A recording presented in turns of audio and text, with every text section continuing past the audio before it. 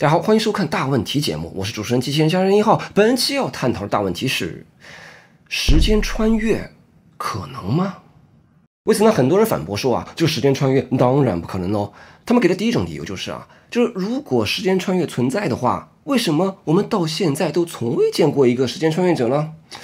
这个反驳理由就很弱，你没见过不代表不可能对不对？类似的论调呢，就这个物理学家史蒂芬霍金不也论证过时间穿越不可能呢？他是咋论证的呢？他在2009年6月28日在家开了一场派对，邀请时间穿越者来参加。只不过呢，派对的请柬是派对结束后才公开发出的。结果呢，那场派对并没有人来参加，只有霍金一人独自待到派对结束。于是霍金就认为这就是时间穿越不可能的证据，因为如果可能的话，那肯定会有穿越者收到邀约就能穿越回去参加派对，对不对？但霍金的这个反驳那只能说明你那场派对没有时间穿越者来参加，那并不能说明不存在时间穿越者所以呢，这第一种反驳理由不值得认真对待。所以我们今天就不讨论时间穿越在物理上的可能性。这个物理上的可能性你不用反驳，它在物理上就是实现不了，这个我们都承认甚至人类文明完全没有能力制造时间机器也是完全有可能的。所以呢，咱们今天这个哲学节目讨论的时间穿越的可能性它并不是物理上的可能性，而是逻辑上的可能性。这个物理上的可能性就是指它能不能造得出来，能不能在这个现实的物理世界里面实现出来也就是我们常说的它在实操上可不可行。我们今天就不讨论这个时间机器在物理上制造起来有多么的难不讨论这个时间机器要不要动用量子力学它到底是烧煤油更好还是烧柴油更好这些我们都不用考虑，我们只考虑逻辑上的可能性。这个逻辑上的可能性就是我们常说的理论上是可能的就是它没有逻辑矛盾，道理上说得通，只要没有逻辑矛盾的事情都是逻辑上可能的。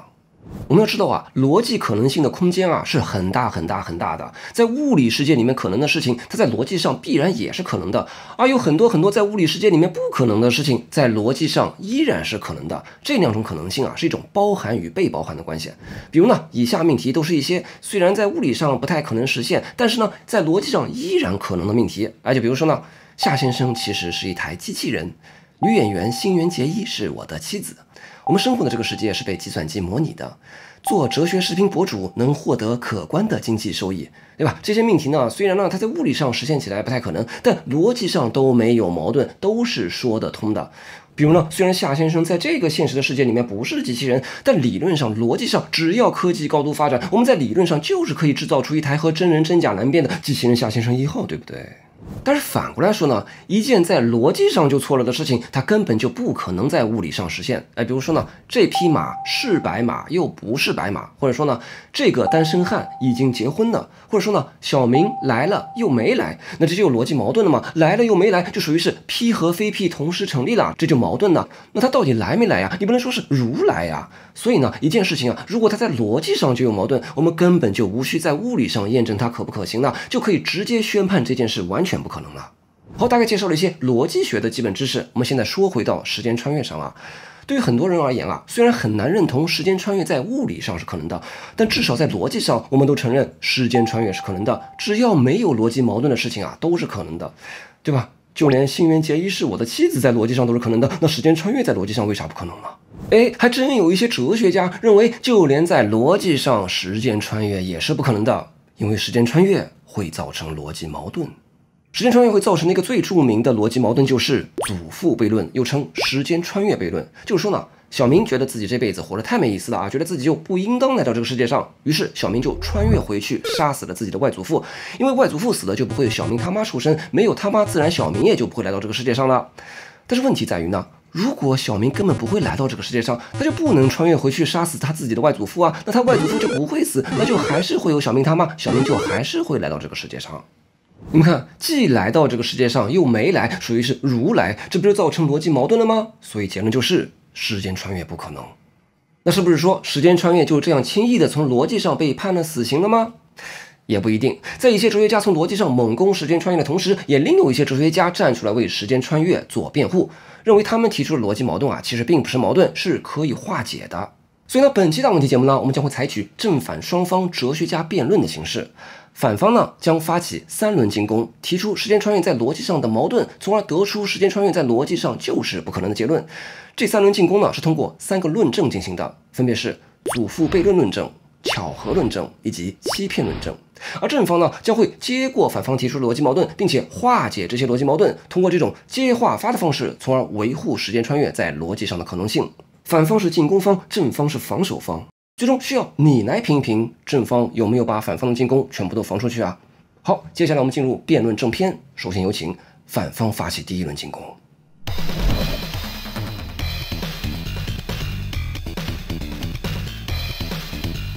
这个祖父悖论啊，说是穿越回去杀死自己的祖父啊，这说的有点极端啊。其实啊，这个祖父悖论啊，根本上想说的是啊，就是你如果穿越回去啊，你就能改变过去已经发生的事情，但是你又不能真的改变过去啊，因为现在的你就是由过去发展而来的，你一旦改变过去，就不会有现在，这里面就有逻辑矛盾了嘛。这就好像呢，你并不能拽着自己的头发让自己起飞一样，这根本就是不可能的嘛。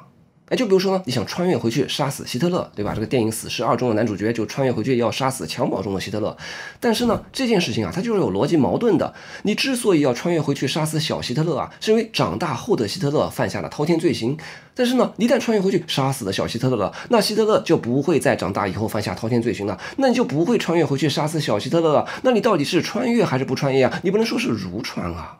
咱不说穿越回去杀人这么沉重的事情啊，咱就说一个杯子啊，你现在看到眼前啊有一个杯子，它完好的放在桌上，那你如果穿越回去，你完全能够把这个过去的杯子给砸碎了，对吧？你完全有这个能力砸碎啊，只要你想，你就能把这个杯子给砸碎。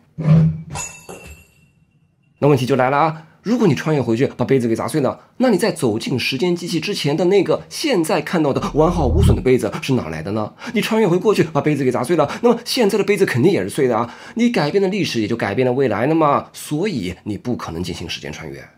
这个祖父悖论或者时间穿越悖论，如果用一种形式化的论证来表述的话，就是前提一是，如果时间穿越是可能的，那么你就能穿越回去杀死你的祖父啊。这里说的能都是逻辑上的能啊，就像你逻辑上肯定能砸碎一个眼前的杯子一样。那么前提二是，你又不能真的改变过去杀死你的祖父啊，否则就会造成逻辑矛盾了，对吧？你杀死的祖父就没有你呢，这就矛盾了。包括你也不能砸碎一个在穿越之前没有被砸碎的杯子。总之就是你不能改变已经发生的事情。因此呢，得出推论一：如果时间穿越是可能的，你就既能杀死你的祖父，又不能杀死你的祖父。这时候呢，再引入前提三，你不可能既能又不能杀死你的祖父，对吧？如能就属于是逻辑矛盾的嘛。因此结论就是时间穿越根本不可能。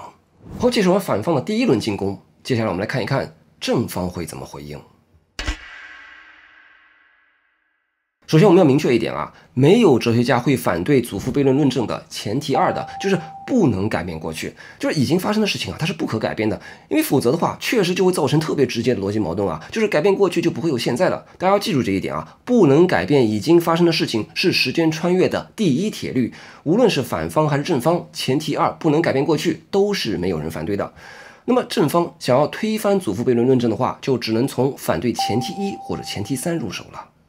美国哲学家大卫·刘易斯就先从反对前提三入手。前提三不是说了吗？一个人不可能既能又不能完成一个任务吗？刘易斯就认为一个人当然可以既能又不能做成一件事了啊。一个人既能又不能做成一件事啊，并不会造成逻辑矛盾。比如说呢，现在已经是晚上了，你中午吃的是肯德基，那么请问这时候我们能不能在逻辑上说你今天中午能吃麦当劳呢？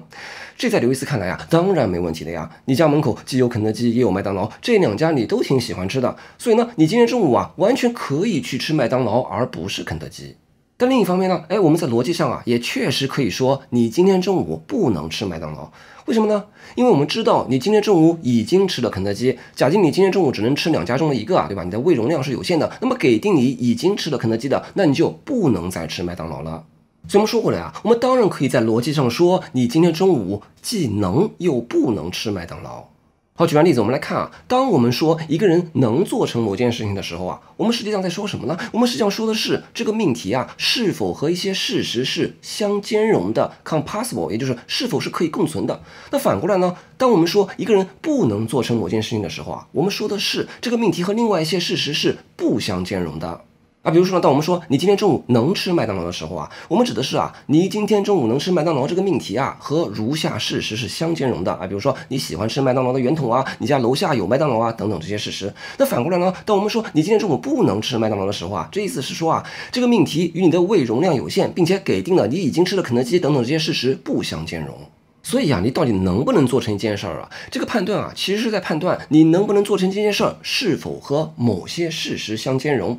那么问题就在于，这某些事实到底是哪些事实呢？这些个事实的选取标准是什么呢？在刘易斯看来啊，没有明确的标准，这要取决于当时当地的具体语境。那比如说呢，你今天上班迟到了，老板对你说你明明能准时到岗的，扣钱。那在这个语境下呢，关注的事实是你是一个具有生活自理能力，应当能够安排好自己时间的人，这些个事实，而不是关注你今天早上赖床了这个事实，对吧？你不能反驳你的老板说啊，你说错了，我今天不能准时到岗，因为我今天赖床了，嘻嘻。所以呢，我们说回到祖父悖论这里啊，也是一样的。小明穿越回去啊，他当然从逻辑上是既能又不能杀死他的祖父的。当我们从逻辑上说你能杀死祖父，意思是说啊，这个命题和如下事实是兼容的啊，比如说你有想要杀死祖父的意图，你有自主行动的能力，以及你配备了武器等等这些个事实。在这个意义上呢，你当然能杀死祖父喽。但是呢，这个命题呢又和另外一些事实不相兼容啊，比如说你是你祖父生的啊，你的祖父并没有被你杀死等等这些事实。所以在这个意义上呢，你又不能杀死自己的祖父。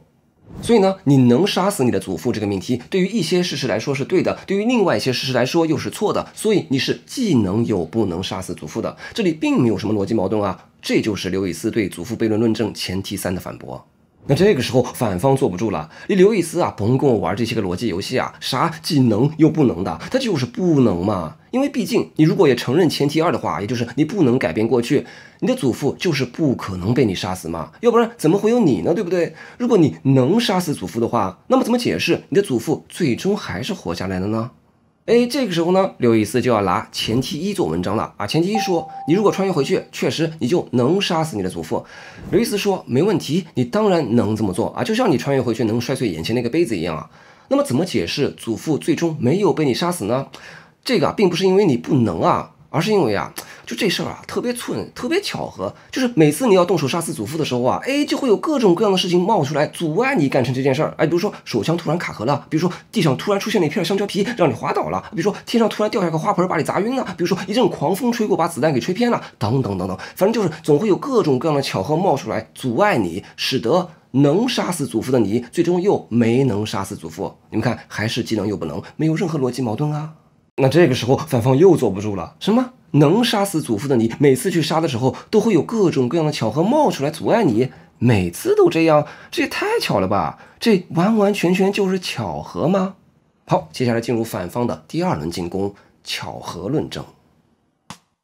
在这里插播一段会议说明啊，咱们这个大问题系列节目啊，典型的形式就是哲学家开会，一起来探讨和争论一个大问题。所以呢，我们并不仅仅是一个单向输出的科普或哲普节目啊，我们更想听听你对于这个大问题的看法。我们邀请你同哲学家们一起参与到本期大问题的研讨会之中，请关注微信公众号大问题 Dialectic， 发送关键词时间穿越，你就会收到一个微信群二维码。对本期议题感兴趣的朋友会在这个群里面把本期大问题研讨会继续开下去，请投出你的一票，并在研讨会中发表你的看法。好，参会说明就介绍到这儿，我们继续下半场的会议。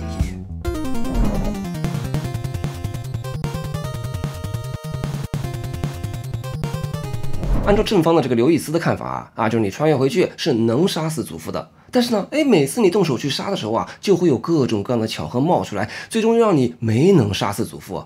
这太诡异了。设想你走出时间机器，拿着手枪，正准备对你的祖父扣动扳机的时候，啪一下你踩到个香蕉皮摔倒了，或者突然窜出个神经病把你给扑倒了，或者突然从天上劈下了个闪电把你给劈晕了啊！就算你躲过了这道闪电，突然又劈下来4道闪电，还是把你给劈晕了，你没想到居然是闪电5连鞭。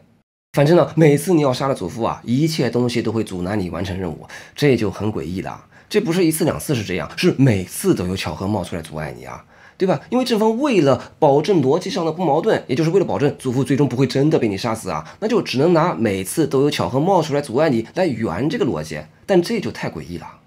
英国哲学家保罗·霍里奇这时候站反方啊，他提出啊，如果 A 和 B 两件事啊同时发生，很可能呢只是巧合，二者之间确实没有因果关系。但如果呢这两件事总是同时发生，1次是这样，2次是这样，100次、10000次总是这样同时发生，那大概率就不是巧合了，那其中就有因果关系了。啊，比如呢，今天你发现你的女朋友和你的好兄弟穿了同款的衣服，这个问题不大，就是撞衫了呗，这个不用担心啊。但是呢，第二天你发现他们今天穿的裤子也是同款，第三天你发现他们戴的手环也一样，第四天你发现他们身上的香味闻起来居然还差不多，第五天你听说他们晚上入住的酒店还是同一家，那这个时候你要是把这个还当巧合的话，那你就有点心大了啊。所谓事出反常必有妖，两个事件可能一次两次会碰巧同时发生啊，但不会一直碰巧。如果一直同时发生，说明他们就存在因果关系。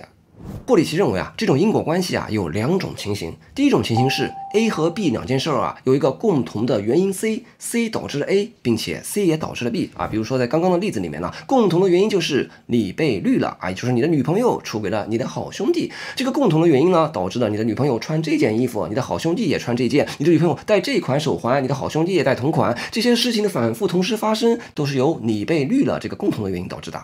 那第二种因果关系的情形是 A 和 B 两件事啊，其中的一个事件直接导致了另一个。比如说呢，你的好兄弟强迫你的女朋友必须穿的和他一样，否则呢就威胁要杀了你。那你的女朋友呢，为了保护你的安全，就听从了你的好兄弟。所以呢，你的好兄弟穿某件衣服，导致了你女朋友也穿这件衣服；他戴某个手环，导致了你女朋友也戴这个手环。这两类事件之间是直接的因果关系。其实呢，这也是你的女朋友出于对你的爱才做出的举动，所以这也是好事啊。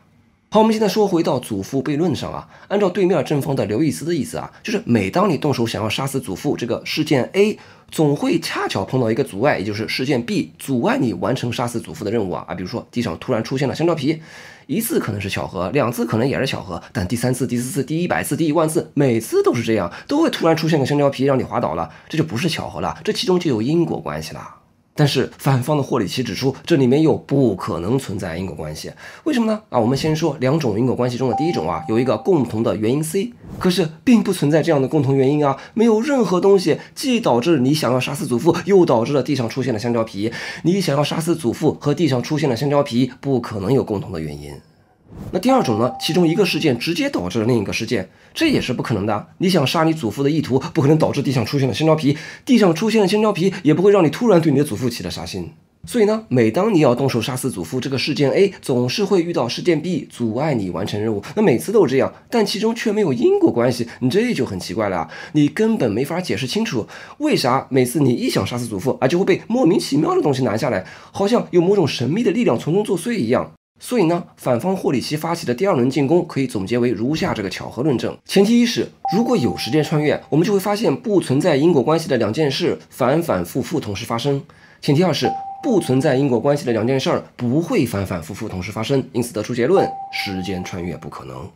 好，介绍完反方的第二轮进攻，接下来我们来看看正方会如何应对。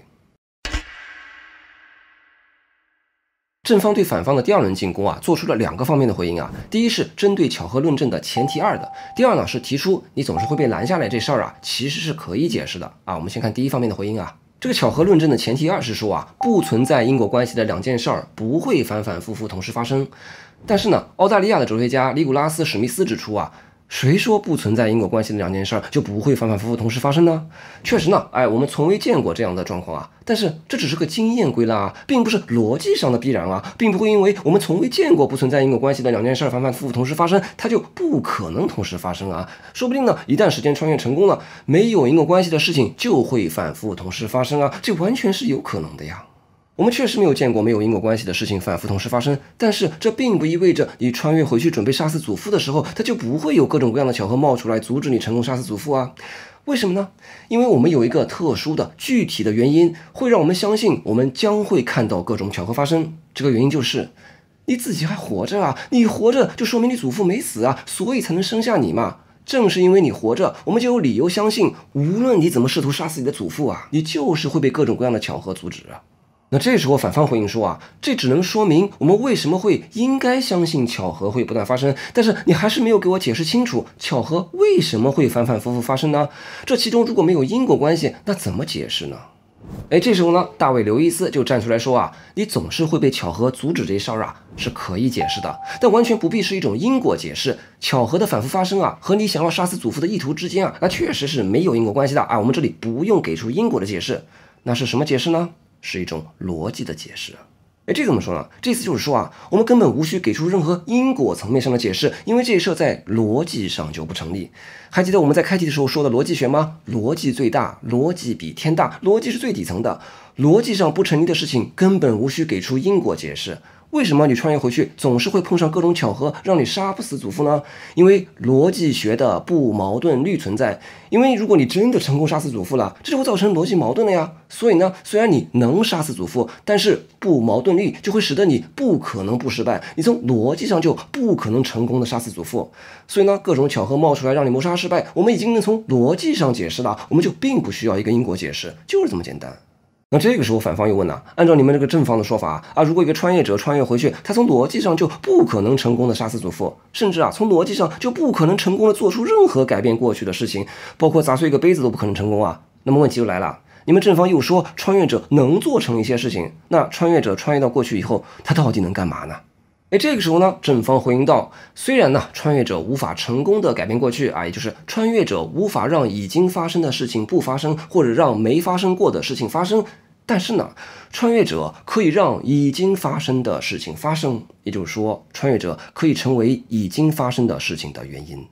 就比如说呢，我们在这个科幻电影里面也会看到这样的桥段就是穿越者穿越回过去，试图要阻止某件已经发生的事情但穿越回去以后发现自己就是那个事情发生的原因比如穿越者穿越回去呢，是为了救下一个被杀害的朋友，但穿越回去以后发现自己就是那个杀死朋友的凶手。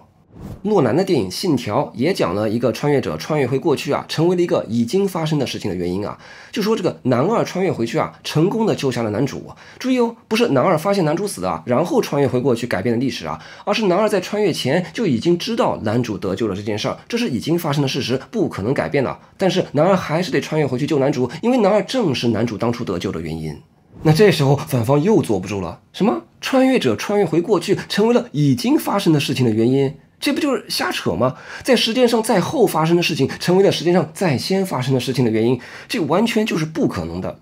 好，接下来我们进入反方的第3轮进攻，欺骗论证。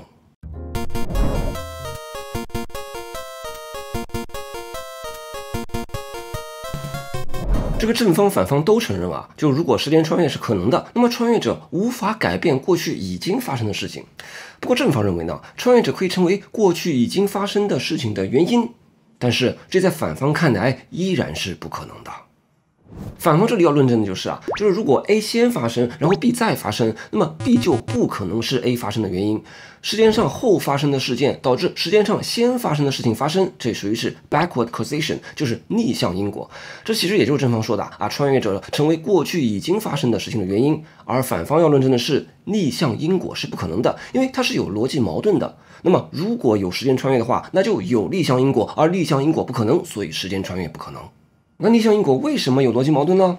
哲学家马克思布莱克提出了一个名叫欺骗论证的论证，来证明逆向因果不可能我们打比方来说就比如说有一台算力超级大的超级计算机来预测你在接下来的选盒子的游戏中到底是做单核人还是做双核人不说选盒子了，可能有朋友没看过我们之前那期纽科姆悖论的节目我们就说预测你在接下来抛硬币的游戏中是抛成正面还是反面超级计算机预测说正面，结果你一抛发现还真是正面，你不服气说再来一遍，计算机预测说反面，你一抛结果还真是反面，你不甘心又试了3000次，结果计算机每一次都猜对了。好，我们把计算机预测你抛硬币哪面朝上这个在时间上先发生的事件叫做事件 A， 把你实际抛出硬币哪面朝上这个在时间上后发生的事情叫做事件 B， 对吧？ A 先发生 B 后发生，但是呢这里似乎 B 是 A 发生的原因，也就是说呢是因为硬币会被你抛成正面朝上，所以呢计算机才会预测是正面朝上这就是一个后发生的事件导致一个先发生的事件的逆向因果的例子。但是呢布莱克指出这根本就是不可能的，因为你永远可以欺骗超级计算机。比如说呢，你先让计算机预测接下来你会抛成正面还是反面计算机说了正面，但是呢，接下来呢，你从口袋里面掏出了一枚两面都是反面的硬币来抛，对吧？你不讲武德，来骗，来偷袭69亿个参数的超级计算机，这就肯定会让超级计算机预测错误了嘛。那有人会说，这个超级计算机完全可能预测你就是会来骗来偷袭，对不对？他提前就会说你会掏出一枚两面都是反面的硬币来骗来偷袭。但是问题在于呢，就只要超级计算机先做出了预测，无论它的预测是什么样的，你完全可以故意和他对着干嘛，对不对？就是故意让他预测错误，对吧？就比如说你完全可以不抛硬币，对不对？总之呢，只要超级计算机的预测在时间上是先发生的，你总是可以成功欺骗超级计算机。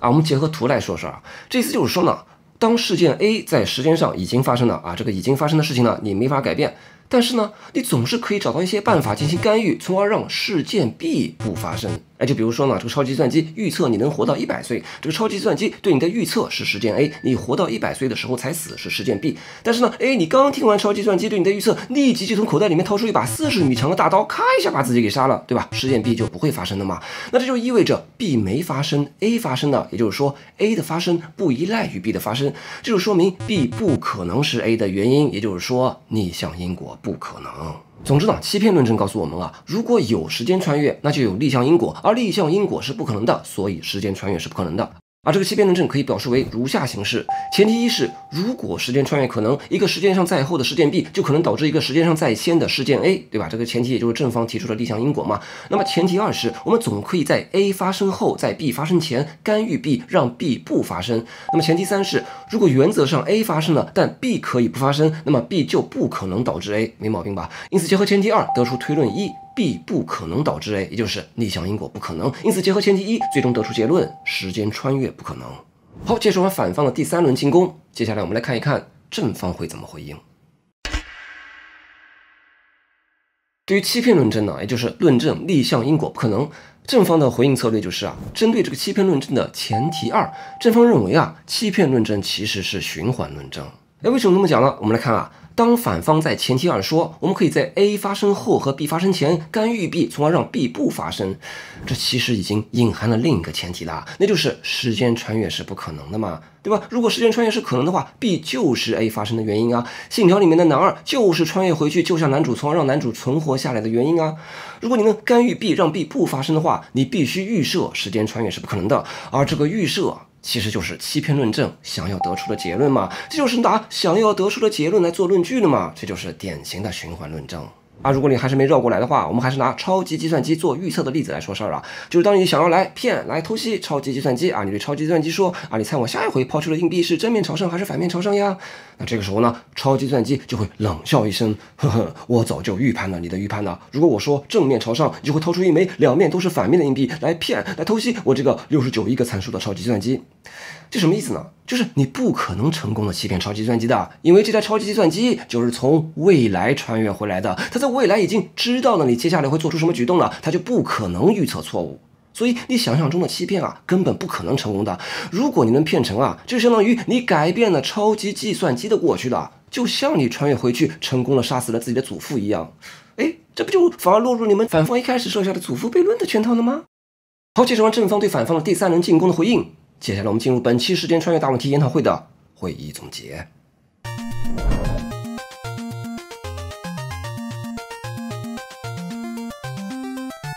本期大问题节目，我们探讨了时间穿越是否可能的问题。简单总结一下，反方通过祖父悖论指出，穿越者不可能改变过去，因为一旦改变就会造成逻辑矛盾。而正方回应到，穿越者是能改变过去的，虽然他最终又不能成功的改变过去，而会碰到种种巧合阻止他成功改变过去。但反方又通过巧合论证指出，穿越者意图改变过去的行动和种种阻止穿越者改变过去的巧合的出现，这两者之间并不具备因果关系，却总是反复同时发生，这是说不通的。而正方回应到，种种巧合的反复同时出现是可以解释得通的，因为逻辑上的不矛盾律要求必须出现种种巧合阻止穿越者成功改变过去。而反方追问，既然穿越者无法改变过去，那他穿越回去能做什么呢？正方认为，穿越者虽然无法改变过去，但却可以让已经发生的事情发生。但反方通过欺骗论证指出，逆向因果是不可能的，而正方认为逆向因果是可能的。正是因为时间穿越是可能的，所以逆向因果是可能的。今天我们分享了正反双方对于时间穿越问题的辩论，反方认为时间穿越在逻辑上是不可能的，而正方认为时间穿越在逻辑上是可能的。